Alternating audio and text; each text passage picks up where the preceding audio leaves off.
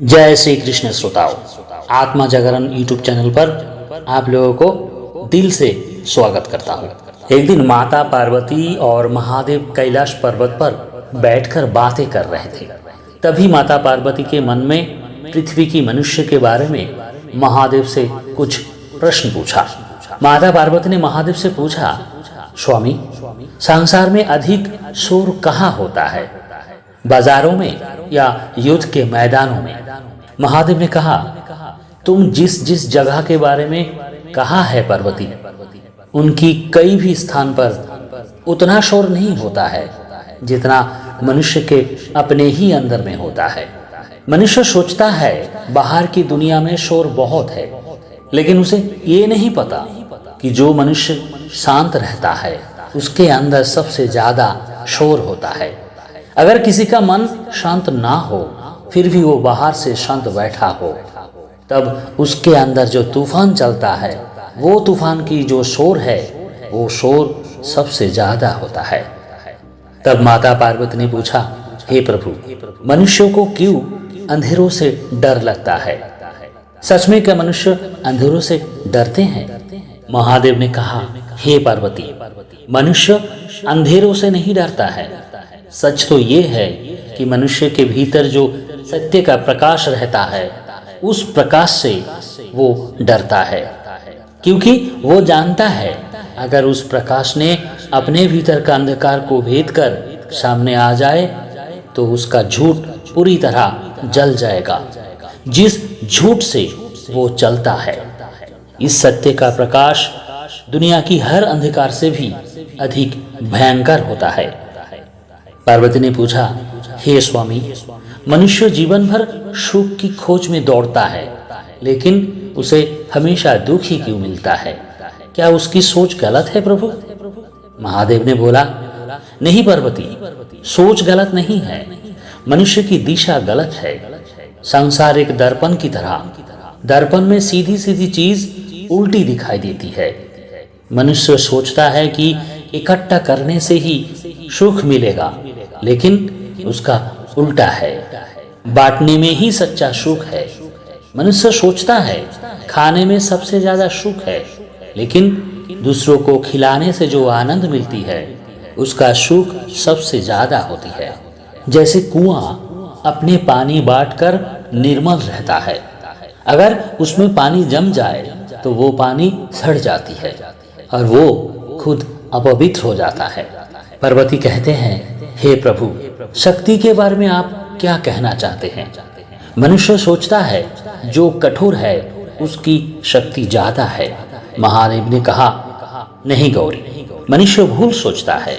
तूफान में कठोर वृक्ष आसानी से टूट जाते हैं, कभी कभी वो वृक्ष भी जड़ से उखड़ जाते हैं, लेकिन जो नरम घास है, जिसको झुकना आता है, वो बच जाती है।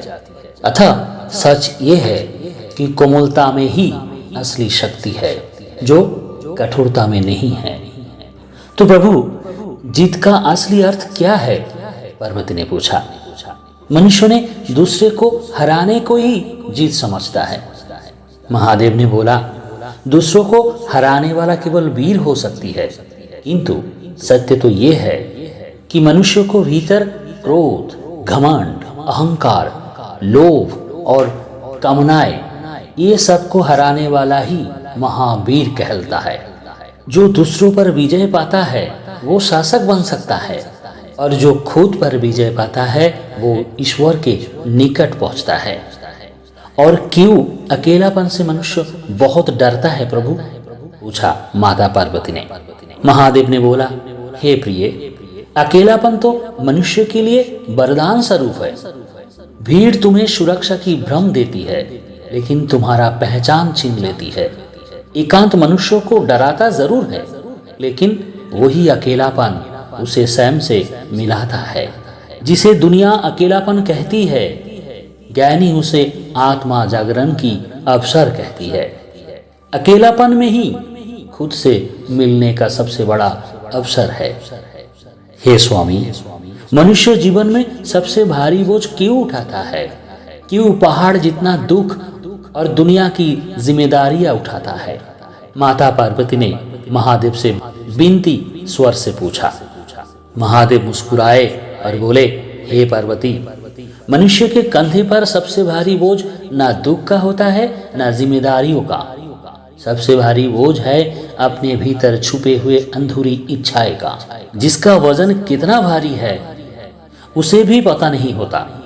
मनुष्य जितना पाता है उससे अधिक चाहता है, और ये चाहत का अंतहीन रास्ता उसे थका देता है। जिस दिन मनुष्य ये समझ ले कि जो मिला है वही पर्याप्त है, उसी दिन उसका आधा दुख समाप्त हो जाएगा। हे प्रभु, मनुष्य अपने जीवन में इतने लोग देखते हैं, इतने रिश्ते बनाता है, फिर भी उसके दिल में खालीपन क्यों रहता है? महादेव ने बोले, क्योंकि मनुष्य रिश्ते को निभाने से अधिक उन्हें पाने में लगा रहता है।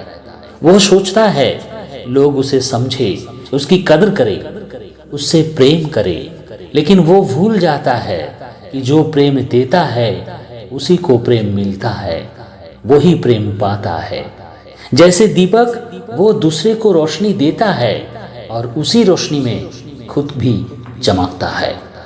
पार्वती ने पूछा, स्वामी, मनुष्य बार बार वही गलतियां क्यों दोहराता है जिससे उसे पहले ही दुख मिल चुका होता है?